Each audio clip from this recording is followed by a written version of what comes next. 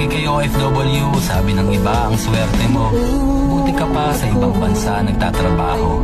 Nakakaingit daw, pero kung aling parte dun, yun ang hindi malinaw. Ang alam ko kasi bibihira ang swerte, the rest ay diskarte. Diskarte kung paano mapagbubuti ang iyong trabaho. Yung sa pagod at lungkot ay hindi ka patatalo.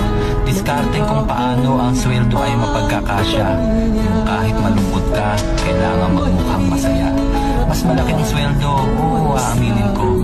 Pero mas marami naman ang kailangang isakripisyo. At minsan pa ang masaklap na nagiging kapalit. Relasyon sa pamilya ay nagiging mapait.